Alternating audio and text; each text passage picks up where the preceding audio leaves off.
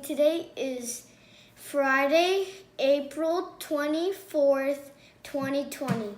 The weather today will be cloudy and warm. Now to Mrs. Koken with more news. Good morning, heroes, and happy Friday. Today's live special area class is art, so be sure to check into your Art Google Classroom and join Miss Jones for a live art lesson. And now to Miss Bean for our One School, One Book update.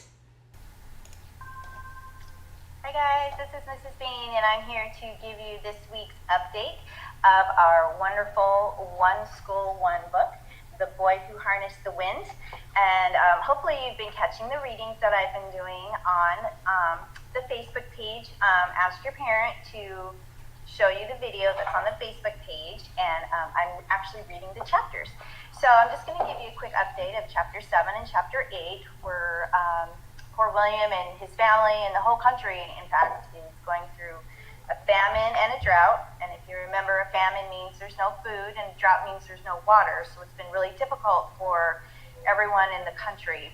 And people are starving and dying, unfortunately, and it's been very sad. And in fact, in Chapter 7, poor William's dog died, and he was very sad about that because they didn't have, enough food to feed them, let alone feed his dog. And in Chapter 8, we learn how William and his family are barely getting by, and they're just waiting.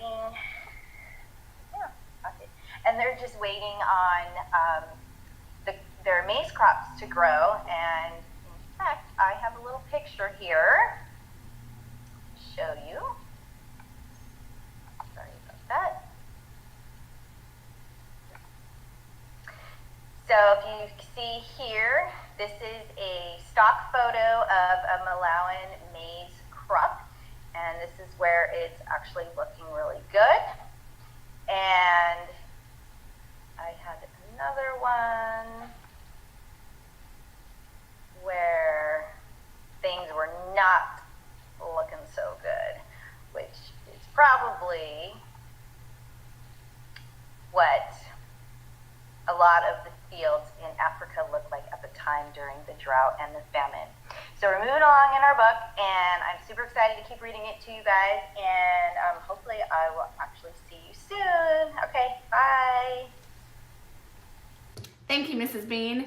And now back to Mrs. Bean for Fairy Tale Friday. Hi guys, this is Mrs. Bean, and I'm here to read to you a book about courage. We all can have courage, and we can have courage every day in our lives. And so I wanted to share this book with you called The Drum Dream Girl, How One Girl's Courage Changed Music. So as we read, think about this girl and what she did that had courage, and think about how you can have courage in your life. So here we go. On an island of music in a city of drum beats, the Drum Dream Girl dreamed of pounding tall conga drums, tapping small bongo drums, and boom, boom, booming with long, loud sticks on big, round, silvery, moon-bright timbales. But everyone on the island of music in the city of drum beats believed that only boys should play drums. So the Drum Dream Girl had to keep dreaming quiet, secret drum beat dreams. At outdoor cafes that looked like gardens, she heard drums played by men, but when she closed her eyes, she could also hear her own imaginary music. When she walked under windy, wavy palm trees in Flower Bright Park, she heard the whir of parrot wings, the clack of woodpecker beaks, and the dancing tap of her own footsteps, and the comforting pat of her own heartbeat. At carnivals, she listened to the rattling beat of towering dancers on stilts and the dragon clang of costumed drummers wearing huge masks. At home, her fingertips rolled out their own dreamy drum rhythm on tables and chairs. And even though everyone kept reminding her that girls on the island of music had never played drums, the brave drum dream girl dared to play tall conga drums, small bongo drums, and big round silvery bright moon bright timbales. Her hands seemed to fly as they rippled, rapped, and pounded all the rhythms of her drum dreams. Her big sisters were so excited that they invited her to join their new all-girl dance band.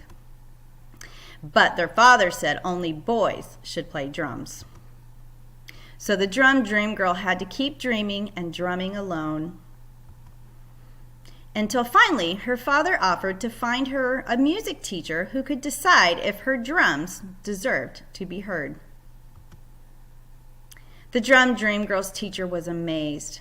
The girl knew so much, but he taught her more and more and more, and she practiced and practiced and practiced, until the teacher agreed that she was ready to play her small bongo drums outdoors at a starlit cafe that looked like a garden. When everyone who heard her dream bright music sang and danced and decided that girls should always be allowed to play drums, and both girls and boys should feel free to dream. Yeah.